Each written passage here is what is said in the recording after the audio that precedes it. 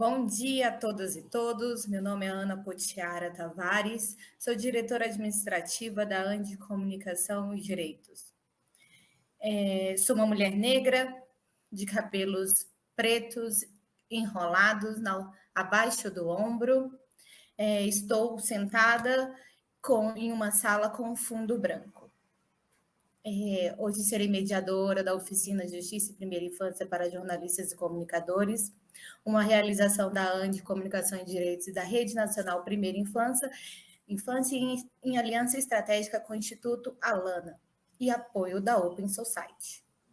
É uma alegria fazer parte desse evento, trazer todo o material que será apresentado aqui hoje e contar com tantos palestrantes maravilhosos, pessoas competentes e amigas em todo esse processo. Vou iniciar esse evento convidando a Miriam Praguita para a abertura. Ela que é diretora executiva da ANDI Comunicação e Direitos, foi coordenadora da Secretaria Executiva da Rede Nacional Primeira Infância na gestão 2018 a 2021, concluiu o curso de liderança executiva para o desenvolvimento da primeira infância na Universidade de Harvard, localizada na cidade de Boston, nos Estados Unidos. É pós-graduada em Gerenciamento de Projetos pela Fundação Getúlio Vargas e graduada em Educação Física pela Universidade Federal do Rio Grande do Sul. Praguita, a palavra está contigo. Bom dia a todas as pessoas aqui presentes. Para nós, da ANDI, da Rede Nacional, do Alana e do nosso parceiro Open Society Foundation, é uma grande honra receber vocês aqui para este evento, onde nós lançaremos duas publicações que nos são muito caras e que mostram um avanço em toda esse comprometimento do sistema de justiça com a primeira infância. Então, nós vamos lançar a publicação Observa, Analisa, né? A aplicação do direito à prisão domiciliar de mulheres gestantes ou mães cumprindo prisão preventiva, e também uma publicação para jornalistas, que é Justiça e Primeira Infância, Guia de Referência para a Cobertura Jornalística. Nós da ANDI, a gente já vem trabalhando há muito tempo desenvolvendo estes guias para jornalistas, e a gente, recentemente, a gente tem também, além de desenvolvidos guias, nós temos feito pesquisas mais aprofundadas que nós subimos no Observa, que é o Observatório do Marco Legal da Primeira Infância, que nós desenvolvemos recentemente no âmbito da Rede Nacional Primeira Infância, onde a gente traz indicadores da primeira infância, onde a gente traz planos municipais da primeira infância e uma vasta biblioteca, onde a gente, então, sobe essa documentação e vocês podem acessar livremente leis, documentos sobre os vários temas da primeira infância, o Plano Nacional da Primeira Infância. Então, muito bem-vindas e bem-vindos a todas as pessoas aqui presentes novamente. E eu agradeço também a presença de quem está por trás, né, nos apoiando para produzir este evento, e de todo mundo que está aqui presente para se comunicar com a plateia, tá bom? Obrigada, gente. Vamos lá, Ana Potiara. Obrigada, Miriam. Convido agora a Cida Freire, mestre em Educação pela Universidade Federal de Pernambuco, atua há 25 anos na educação, tendo sido professora, coordenadora, assessora e consultora em políticas públicas para a primeira infância. Respondeu pela Secretaria Executiva do MIEIB, que é o Movimento Interfórum de Educação Infantil do Brasil, de 2006 a 2009, respondeu pela Secretaria Executiva do Fórum em Defesa da Educação Infantil de Pernambuco, de 2006 a 2010, e atualmente responde pela Secretaria Executiva da Rede Nacional Primeira Infância, a ANPI. Cida. Obrigada, Poti. Bom dia a todos, bom dia a todas. Prazer imenso participar desse encontro tão importante, que certamente vai impactar na vida das crianças e de suas infâncias. Momentos como estes são extremamente importantes, porque, como disse a Miriam, né, apresentam e trazem para o debate a legislação estudos e pesquisas em relação à criança e à sua primeira e às suas infâncias. Certamente, esse encontro vai reverberar que a criança e suas infâncias estejam na centralidade das intenções e ações de políticas públicas. Queria retomar aqui um pouco a legislação brasileira, dizer, né, o quanto ela é uma legislação respeitosa, justa e responsável pela criança, uma responsabilidade que é compartilhada entre Estado, sociedade e família. E aí, trazendo aqui especificamente o artigo 227 da Constituição Federal, que fala dos direitos da criança à saúde, à educação, ao lazer, à convivência comunitária, à convivência familiar. Então, retomando essa legislação, especificamente o artigo 227, eu gostaria de dizer que a gente tem tido muitos avanços, né, no Brasil em relação a essa centralidade das intenções e ações na criança e nas suas infâncias, mas isso, infelizmente, não é o que ocorre, as crianças ainda são lesadas em seus direitos, e este é um importante momento para que a gente possa avançar nessa cultura que ainda, né, temos no nosso Brasil. A UNCM, retomando, né, essa responsabilidade compartilhada, a UNCM, a União Nacional dos Conselhos Municipais de Educação, ela assumiu para este triênio 2022 a 2024 a Secretaria Executiva da Rede Nacional da Primeira Infância. A UNCM reúne aproximadamente 50 mil conselheiros da educação espalhados no Brasil inteiro, e estamos confiantes que com essa capilaridade, com essa articulação e mobilização que a Andes já tem, né, já é inerente essa intersetorialidade, essa integralidade a partir dessa ação dela, a gente espera contribuir, estamos confiantes que iremos contribuir nesse avanço em relação à legislação, à materialização do que diz a legislação, do que já coloca também estudos e pesquisas da área. Eu quero desejar um bom encontro para todos nós, feliz demais por estar aqui com vocês. Obrigada. Muito obrigada, Cida. Convido agora a Ana Cláudia Cifali, ela que é advogada do Instituto Alana, mestre em Cultura de Paz, Conflitos, Educação e Direitos Humanos pela Universidade de Granada, mestre e doutora em Ciências Criminais pela Pontifícia Universidade Católica do Rio Grande do Sul. Ana. Obrigada, Poti. Bom dia a todas as pessoas que nos assistem. Eu sou uma mulher de 33 anos, branca, cabelos na altura dos ombros, uso óculos, e é uma honra estar aqui hoje representando o Instituto Alana, nesse debate tão rico como o que vamos ter nessa manhã. Aproveito para cumprimentar os colegas aqui presentes, na pessoa da Ana Potiara, dizer que só temos a agradecer pela oportunidade de colaborar com uma rede tão querida, de aprender muito nessa caminhada coletiva, isso porque a gente sabe que uma rede qualificada, uma sociedade civil bem articulada, tem o potencial de realmente fazer a diferença na vida das crianças, e é isso que a gente observa na trajetória, na atuação da RNPI, que ao longo do tempo vem construindo importantes resultados na garantia dos direitos da primeira infância. Também gostaria de saudar os colegas da ANDI, né, grandes parceiros na defesa dos direitos das crianças e de adolescentes, com quem também tenho a honra de conviver, de trocar e de aprender muito.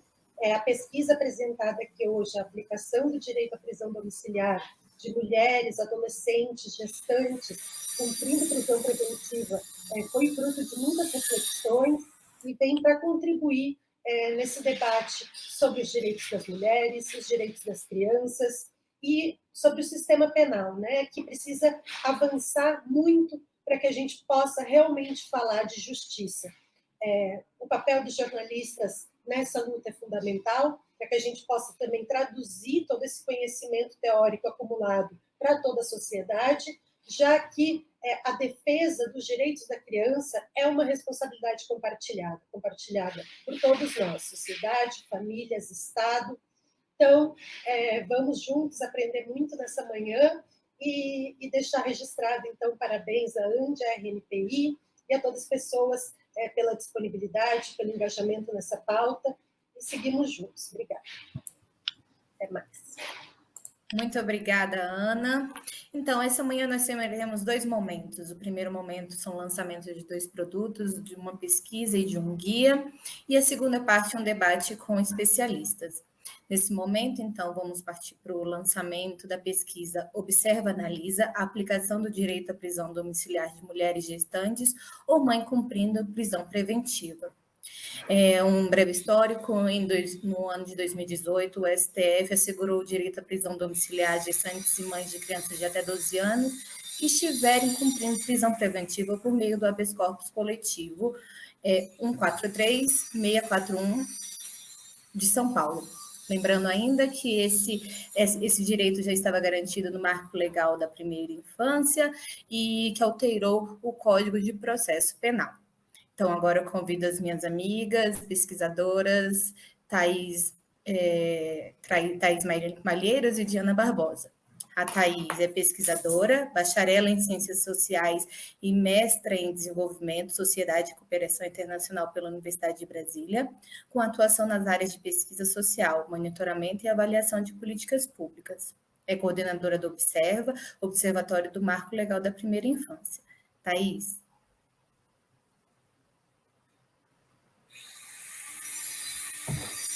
Bom dia a todos e todas. Vou pedir para o Tiago, se o Tiago já puder compartilhar a nossa apresentação. Enquanto isso, vou me apresentando. Potiara já me deu as boas-vindas. Meu nome é Thais Malheiros e, junto com a Diana Barbosa, eu coordeno o Observa, que é o Observatório do Marco Legal da Primeira Infância. O Observa é uma plataforma que reúne dados e informações sobre primeira infância. Vou pedir para o Breno ou para o Tiago colocarem o link do Observa no chat do YouTube para aqueles que não conhecem a plataforma puderem acessar. E hoje estou muito feliz de estar nessa manhã com vocês e dividir essa manhã com mulheres tão inspiradoras. Agora, nessa sessão, nós vamos falar um pouco sobre a pesquisa que estamos lançando hoje, que é a aplicação do direito à prisão domiciliar de mulheres gestantes ou mães cumprindo prisão preventiva. Pode passar, Tiago, por favor. Obrigada. Vou falar brevemente sobre uma evolução do arcabouço legal até a gente chegar na pesquisa. Então, a gente tem 3 pontos de destaque que eu gostaria de destacar. O primeiro deles é a ADPF 347 de 2015, do STF, que reconheceu o estado de coisa inconstitucional do sistema penitenciário devido à violação massiva dos direitos fundamentais das pessoas presas. A gente sabe que esse cenário, desde 2015, ele não se alterou. Já em 2016, o Marco Legal da Primeira Infância, como bem disse a Ana Potiara, alterou o artigo 318 do Código de Processo Penal e colocou no rol previsto para a conversão da prisão preventiva e domiciliar as mulheres gestantes e mães de crianças de até 12 anos. Houve uma grande resistência da aplicação desse dispositivo por parte do sistema judiciário. Então, em 2018, foi impetrado um habeas corpus coletivo para a conversão da prisão preventiva em domiciliar.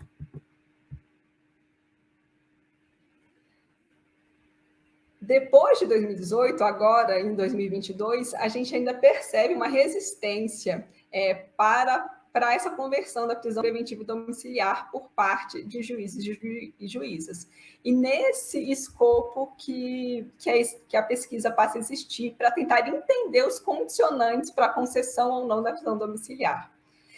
Nós fizemos 20 entrevistas com magistrados e magistradas do Acre, Ceará e Espírito Santo, os magistrados que atuavam nas varas criminais da infância e juventude, ou em varas especializadas em crimes relacionados ao tráfico de drogas.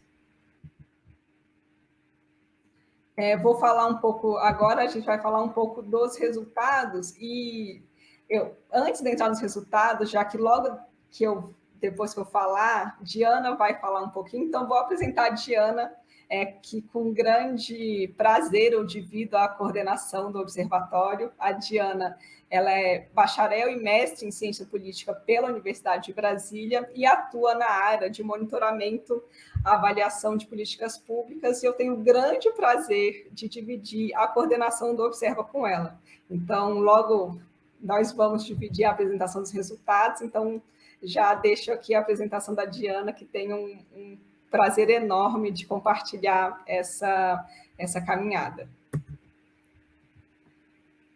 Então, entrando um pouco nos resultados, vou falar um pouco sobre as audiências de custódia, que são um ponto fundamental para a análise. As audiências de custódias, elas consistem na apresentação da pessoa presa em flagrante em até 24 horas a um juiz ou uma juíza, para avaliar a análise, para fazer uma análise dos aspectos legais dessa prisão, de legalidade e regularidade do flagrante, mas para também avaliar eventuais práticas de tortura, maus tratos ou tratamentos degradantes. As audiências, elas são um ponto fundamental para a aplicação, para a conversão da prisão preventiva para domiciliar, porque ainda que a prisão preventiva ela deva ser uma exceção no nosso sistema jurídico, caso ela aconteça durante a audiência, já nas audiências, o juiz ou a juíza pode converter, caso seja normativada uma prisão preventiva, ele já pode converter numa prisão domiciliar. Os juízes ou juízas entrevistados, eles reconhecem a importância das audiências de custódia dentro da nossa normativa, mas já coloca que é um desafio na dinâmica de trabalho. Já nas audiências, é previsto que os juízes ou as juízas façam investigação sobre a existência de filhos ou filhas ou gravidez da mulher presa em flagrante, das mulheres presas em flagrante. Os manuais do Conselho Nacional de Justiça, eles colocam que seria suficiente a declaração verbal dessas mulheres.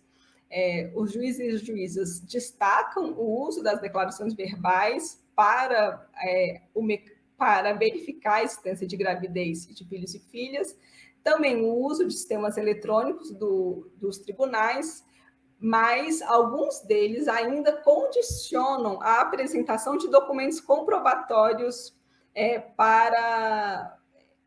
como um mecanismo utilizado para verificação. Então, depois de 5 dias úteis, a mulher deve apresentar o documento, principalmente em casos de gravidez não aparente.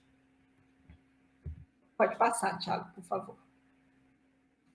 E dentro dos critérios utilizados para a avaliação da prisão domiciliar, nós temos uma análise do histórico pessoal dessa mulher, por exemplo, a reincidência criminal, as condições de trabalho e moradia, e a gente tem os juízes e juízas declararam também a comprovação da imprescindibilidade do cuidado materno, ou seja, ainda que essa mulher seja mãe, é ela que cuida desse filho menor de 12 anos ou alguém está cuidando desse filho.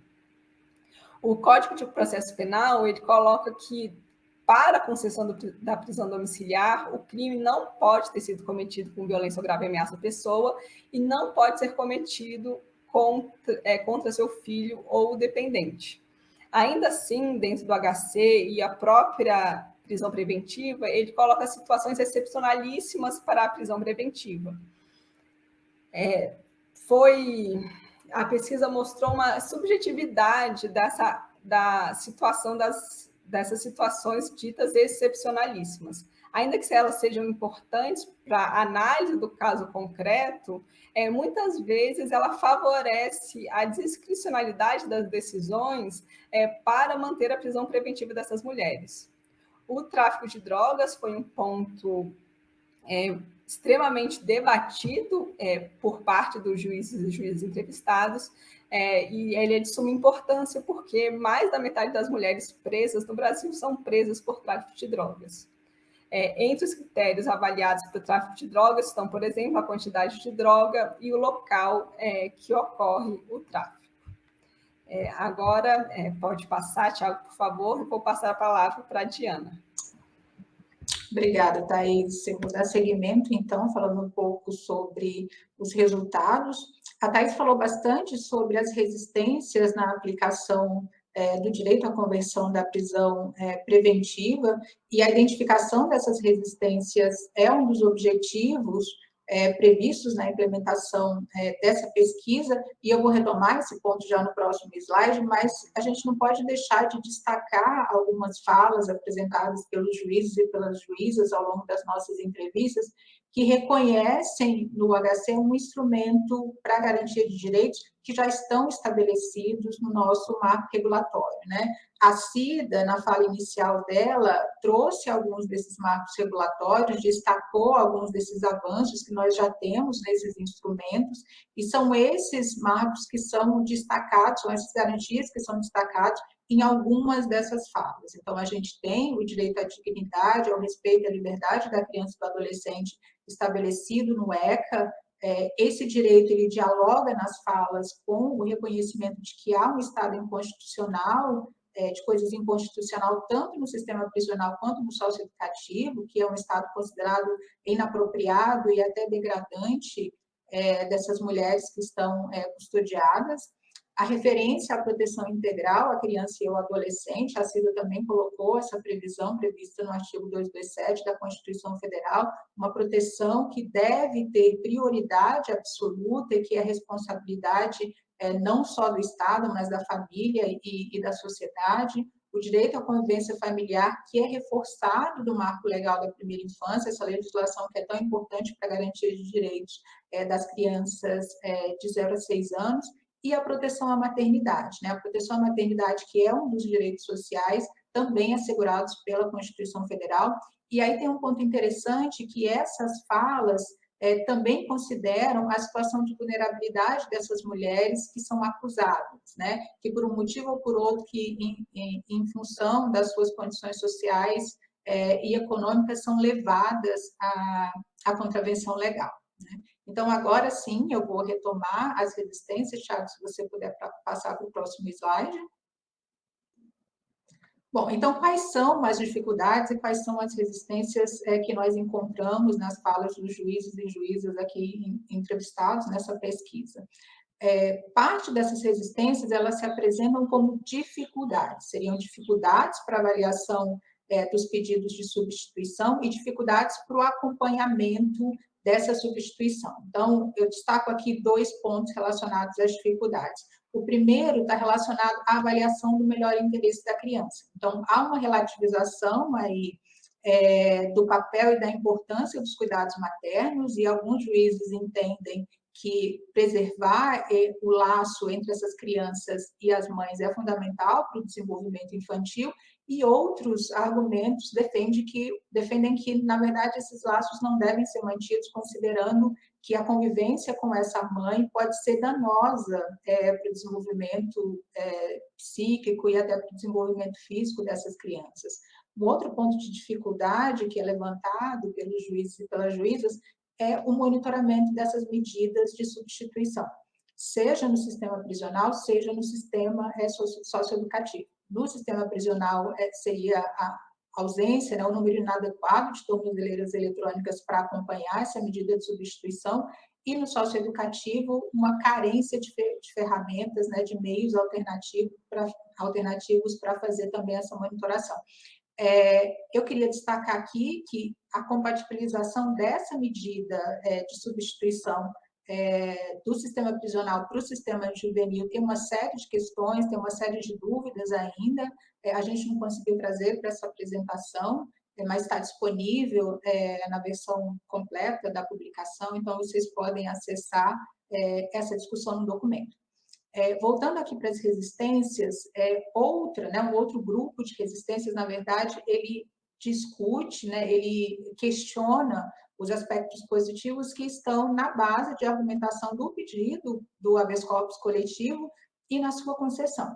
Então, são falas que consideram possíveis externalidades negativas desse HC. E aí, de novo, eu vou fazer uma referência ao risco ao bem-estar da criança e do adolescente, né, até 12 anos de idade, no convívio, na preservação desse convívio com as mães, né, como se houvesse um risco nessa convivência, e a gente tem um diálogo muito próximo aí com a dificuldade de avaliação do melhor interesse da criança, se permanece com a mãe ou se não permanece com essa mãe, que seria, teria a sua prisão convertida em prisão domiciliar, a criação de um ambiente que seria mais propício ao aliciamento dessas mulheres, que, portanto, geraria um aumento de mulheres e de adolescentes na criminalidade ou envolvidas em atos infracionais. Essa é uma suposição que não está comprovada estatisticamente, mas que aparece de forma recorrente na fala dos juízes e das juízas, e um aumento, né, um cenário propício ao aliciamento que fortalece, que alimenta uma sensação de impunidade, né? Esses aspectos, eles são claramente perpassados por elementos socioculturais que são muito mais complexos. A gente tem aqui os estereótipos de gênero, que de forma muito simples, talvez até simplista, se refira às expectativas sociais sobre o papel da mulher, sobre o comportamento da mulher e particularmente sobre o seu papel como mãe. E a gente tem também uma cultura de encarceramento, que é uma cultura, a defesa de um punitivismo que, na verdade, está muito além do sistema jurídico, né, judicial. Então, pode passar para o próximo, Tiago, por favor. Bom, essas resistências, elas dialogam de forma direta e de forma declarada, né, a gente observa isso de forma muito explícita nas falas dos juízes e das juízas, com a opinião pública, né? Então, há uma expectativa de satisfação da opinião pública, uma opinião que demanda maiores níveis de segurança e que, em função disso, consideram, né, as legislações vigentes como muito frágeis e até benevolentes, e que, por isso, seriam ineficientes na contenção da violência, e chega-se a relativizar direitos e garantias, e aí, claro, a gente está falando de direitos e garantias dessas mulheres, não só das mulheres, né, mas das pessoas custodiadas. Esse é um discurso que, de alguma forma, é retroalimentado pelos meios de comunicação, embora a gente não possa generalizar esse comportamento, né? Mas tem um modelo de comunicação midiática que é particularmente perigoso em relação a esses aspectos, né? São aqueles programas que a gente chama de policialescos, né? Que tem um enfoque na cobertura de casos de violência e na atuação policial, desculpa. Então, esses programas, eles tendem a reproduzir e alimentar padrões discursivos que estão baseados na intolerância. Há um ataque, há uma desqualificação muito evidente dos direitos humanos e das instituições democráticas. Eu não posso deixar de mencionar aqui um monitoramento que foi realizado pela ANDI, pelo Instituto Intervozes, em 2016, sobre esses programas e que identifica uma série de violações a direitos, a acordos multilaterais e até a normas regulatórias no campo da comunicação. Pode passar, Tiago, por favor.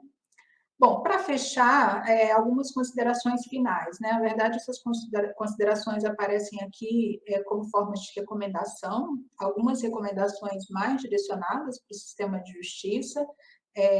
Há uma reflexão, uma defesa apresentadas pelos entrevistados, inclusive, de que é necessário aproximar os operadores de direito à realidade dessas custodiadas e que isso seria fundamental para que se houvesse mais clareza sobre a condição que essas mulheres são submetidas no cárcere. Há particularmente uma defesa, um reconhecimento da importância da formação continuada desses operadores do direito. A gente vê aqui nas falas uma dificuldade de entendimento até, né, dessas medidas que são relativamente novas, o HC e as alterações que são consequência dele no Código de Processo Penal, que reforça a importância desse tipo de formação, com o apoio das escolas da magistratura e dos centros de formação, mas, além disso, a inserção de disciplinas sobre primeira infância, sobre desenvolvimento infantil nos cursos de direito, né? O estabelecimento e a ampliação das equipes multidisciplinares nas audiências de custódia, não só para apoiar os juízes e as juízas nas decisões relacionadas aos pedidos de substituição, mas também para dar os encaminhamentos necessários nos casos de identificação de vulnerabilidade. E aí tem um ponto super importante, que é o aprimoramento dos sistemas de informação. Uma das grandes fragilidades que a gente tem para acompanhar esse fenômeno é a ausência de informação sistematizada e segura acerca do número de mulheres grávidas, puérperas e mães no sistema prisional e no sistema socioeducativo. A gente não pode falar de recomendações sem considerar aquilo que vai além dos muros do judiciário, né? Já falei um pouco como as resistências, como a importância da opinião pública acaba condicionando a atuação desses juízes e juízes, então a gente precisa pensar também estratégias de sensibilização dessa população e pensar, claro, em estratégias de qualificação dos jornalistas e demais atores dos meios de comunicação. A Ana falou muito bem a respeito da função do jornalismo, né, a função social do jornalismo para traduzir esses direitos para a população.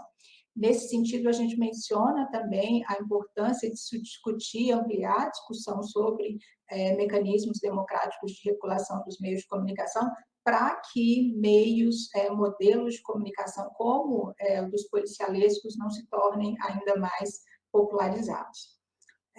Bom, e aqui eu finalizo. Na verdade, esses são alguns pontos principais, se você puder passar para a última lâmina já, Thiago, alguns pontos principais dessa publicação. Eu gostaria de convidar a todos e a todas a acessar o documento na página do Observatório do Marco Legal da Primeira Infância, aí no site da RNPI, e o link já deve estar disponível para vocês aí no site. Obrigada, Potiara. Obrigada, Diana. Essa pesquisa foi realizada, né, com muito esforço, muita dedicação. Não foi uma pesquisa fácil, nenhuma mas essa também teve suas peculiaridades, e o esforço da equipe da Andy, do Alana e do comitê que acompanhou esse processo foi muito importante para o desenvolvimento da pesquisa. Agradecemos também aos juízes e juízas que participaram, né, que aceitaram o convite por responder uma entrevista, levava mais ou menos 1 hora, mas que dedicaram seu tempo. Agradecemos muito. Vamos partir agora para mais um lançamento, que é Justiça e Primeira Infância, Guia de Referência para a Cobertura Jornalística. Qual o papel da imprensa em relação à fiscalização do que vem sendo feito pelo Judiciário em relação às crianças? E quais questões legais devem ser abordadas pelos jornalistas em pautas como adoção, violência contra a criança, direito à educação, direito à convivência familiar, saúde para mães e bebês? Convido agora as jornalistas Renata Costa e Karen Tada, sócias fundadoras da Bem Comunicar, agência especializada em comunicação e sustentabilidade e autoras do guia. A Karen é jornalista pela USP e mestre em antropologia social pela School of Oriental and African Studies, da Universidade de Londres. As duas, e a Renata é jornalista, mestre e doutora em comunicação pela Universidade de São Paulo. Karen, você está sem áudio. Desculpa. Então, obrigada de novo, Ana, e a todos que estão aqui nesse evento, pela oportunidade, então, da gente falar um pouquinho sobre esse trabalho que a gente fez, né? A gente agradece a Andy e a todos os parceiros que nos confiaram esse trabalho importante de fazer esse guia. Então, a gente recebemos, então, esse pedido. Eu e a Renata, a gente trabalha juntas há alguns anos já, né, em questões relacionadas à sustentabilidade e questões socioambientais. E para a gente foi muito bacana receber essa demanda da Andy para fazer um guia que contribuísse para que a cobertura jornalística de temas envolvendo justiça e primeira infância fossem cada vez mais evoluindo e melhorando. Então, diante das questões que foram levantadas, né, como a mídia tem tratado os temas relacionados à primeira infância, né, das crianças de 0 a 6 anos, quais são as lacunas, o que pode ser melhorado, os cuidados que a gente tem que ter. Então, para começo, a partir dessa demanda, a gente realizou algumas conversas com profissionais da área de justiça e da comunicação, né? Então, conversamos com representantes da Defensoria Pública, com jornalistas que cobrem essa área, que estudam esses temas de direitos e infância, com juízes, com advogados, com as pesquisadoras da ANDI e outros especialistas, para entender, então, quais pontos precisavam ser desenvolvidos para cobrir melhor o tema do direito da criança, né? Do direito da criança, em especial da primeira infância. E aí, ao longo dessas conversas, né, a gente também foi pegando informações e dicas e percepções desses profissionais e especialistas sobre o que precisa ser mais bem explicado para a sociedade, como que o jornalista pode ajudar nisso, o que seria interessante de abordar numa boa reportagem, para que as crianças realmente tenham, né, seus direitos priorizados, porque, como diz a Constituição, o Estatuto da Criança e do Adolescente e tantas outras legislações que são relacionadas, a criança na primeira infância é prioridade da prioridade, ela tem seus direitos como cidadã, ela tem direitos de viver sua infância de forma plena. Então, a gente traz, ao longo de todo o guia, esses insights dos especialistas, informações sobre o que diz a lei, e algumas sugestões de como poderia ser feita a cobertura, né? Daqui a pouco a Renata vai trazer alguns exemplos mais claros sobre isso. Mas eu queria, então, explicar um pouco como que é a estrutura do guia, né? Que a gente preparou. Então, a gente obviamente fala, né, do papel social do jornalista, que a Ana já falou no começo, encobrir esses direitos da primeira infância, ajudar as pessoas a entenderem quais são os direitos dessas crianças, se estão sendo observados ou não. A gente traz o que a gente considerou os principais marcos legais e normas que vale a pena o jornalista saber, né, conhecer quando ele for fazer a reportagem. O que diz a legislação, enfim, sobre os direitos da criança na primeira infância. E a gente traz, assim, alguns temas que a gente identificou como sendo os mais críticos na cobertura jornalística e que precisam de um olhar um pouco mais atento, né? Então, são temas relacionados à adoção, quando que a criança pode ser adotada, o que precisa ser levado em consideração pelo bem-estar dela. Então, esse é um tema. Outro tema que a gente entendeu que havia uma certa urgência em ser abordado é a questão das mães e das gestantes que estão encarceradas, né? Então, a gente aborda, inclusive, um pouco do que as pesquisadoras da ANDI trouxeram agora há pouco sobre o habeas corpus, prisão preventiva. E a gente também aborda os principais temas, as principais questões relacionadas à violência, né, as muitas formas de violência que podem acontecer na primeira infância, o que a lei diz, o jornalista pode prestar atenção, como que ele pode pegar um caso isolado e aproveitar para discutir um pouco o todo, né? Como que isso impacta a sociedade. E a gente fala também de educação, de direito à educação, o que a lei diz, o que está sendo observado, qual que é o direito do pai e da mãe, o que o Estado tem que providenciar para que crianças tenham acesso a uma educação de qualidade. E aí, a gente então traz na parte mais prática, algumas dicas e alertas para o jornalista de tomar cuidado com algumas formas de linguagem que acabam reforçando estereótipos negativos, o cuidado que tem que se ter com a imagem, né, quando a gente trata da imagem da criança e do adolescente, os direitos que ela tem para não ser exposta de forma negativa, e o mesmo, assim, como que os cuidados que você precisa ter quando fala com ela ou sobre ela. E aí, no final do guia, a gente traz algumas dicas de fontes de instituições, organizações, começando pela ANDI, pela Alana, que atuam pela primeira infância e que podem ser uma fonte de informação interessante para o jornalista abordar ou apurar uma determinada pauta, ou mesmo para entender um pouco mais essas questões do direito da criança e como que a justiça enxerga isso ou tem agido em torno disso. Então, em linhas gerais, é isso que a gente diz e traz no guia. E aí agora eu passo a palavra para a Renata, para ela poder explicar um pouco mais em detalhes o que a gente traz no guia. Bom dia, eu quero reforçar aqui o agradecimento da Karen pela nossa participação aqui hoje e pelo privilégio de poder ter feito esse trabalho junto à ANDI, aos parceiros, e poder apresentar um pouquinho sobre ele hoje. Como a Karen falou, nós somos jornalistas, né, como a Potiara nos apresentou, então para nós foi muito importante esse mergulho no tema e a gente ser nossa própria cobaia, né, de poder falar sabendo do que se trata e do que é possível ou não, considerando todas as pressões que fazem parte, né, que já são inerentes à profissão do jornalista. Então, eu acho que o nosso olhar como jornalista também, de certa forma, pode ajudar nisso, né, pode não ser o estado da arte, da cobertura, mas a gente tentou trazer o que é possível fazer com todas as questões aí, pressões de produção, de modo de trabalho do jornalista. Então, a ideia é que seja um guia prático, né, e que possa direcionar esse olhar do jornalista.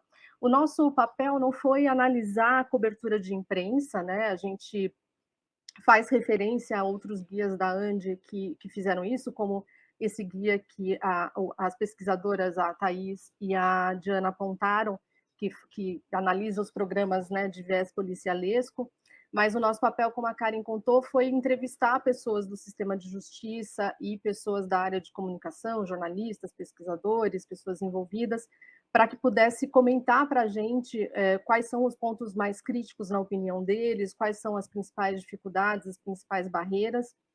E foi muito interessante, porque primeiro nós aprendemos também muito, e então a gente teve mais assertividade para poder casar esses dois lados, né, o da comunicação e o da justiça. Então, a gente espera que o guia ele possa contribuir para essa garantia de direitos da criança através desse olhar do jornalista e do papel social que ele tem tão importante, né, como a gente já falou aqui anteriormente. Por que isso? Porque a gente percebe, e os nossos entrevistados comentaram, de algumas questões que não são trabalhadas na mídia de acordo com o olhar do interesse da criança, do melhor interesse da criança, e especialmente da primeira infância. Então, um exemplo muito, muito óbvio até, mas que ilustra bem isso, é a questão da adoção. Então, nós temos reportagens sobre adoção, que falam sobre as crianças, sobre a fila de pais, mas essa cobertura, normalmente, ela é voltada para o olhar dos pais, né? Assim, são os pais que querem um filho, então, normalmente é uma cobertura até romantizada, do tipo, esse casal sonhava com um filho e este filho, então, foi adotado. Sendo que a legislação brasileira para a criança, a adoção é o último recurso, porque a criança tem direito à sua família de origem. Não importa se a família de origem é pobre, isso já caiu por terra com a legislação, né, da pobreza ser um impeditivo de você manter a criança na sua família. Então, a adoção é quando tudo mais deu errado, quando o Estado falhou em proteger essa família como um todo, em garantir a proteção integral dessa criança e da sua família, que seria a função do Estado. Então, isso precisa ser dito, né? Porque a gente tem uma discrepância grande, como vocês sabem, a gente trouxe no guia também, entre o número de casais ou de pessoas solteiras querendo adotar e o número de crianças para adoção, um número que não fecha, porque os casais vão com essa perspectiva de eu quero meu filho assim assado, nessa idade, com este perfil. E não é o perfil das crianças e adolescentes que estão esperando para terem o seu direito de convivência familiar. Então, esse olhar está enviesado aí para o lado do casal, dos adultos, e não pensando no direito pleno da criança. e tantos outros exemplos que a gente pode trazer aqui nessas outras áreas abordadas, né? Por exemplo, a questão do habeas corpus, de por que ele foi necessário, se a lei já dá essa garantia de direito, como as pesquisadoras mostraram. A gente pode falar também dos próprios programas policialescos e a linguagem utilizada, né? Esse é um dos pontos também que a gente aborda para você ter cuidado na hora da cobertura com esses padrões discursivos aí que refletem essa intolerância. Obviamente, tem muitas desculpas que podem ser dadas, né? É o espaço, é o número de caracteres para o título, mas esse olhar tem que ser feito porque o jornalista precisa, como parte da sociedade, como um importante ator social, contribuir para a garantia de direitos da infância.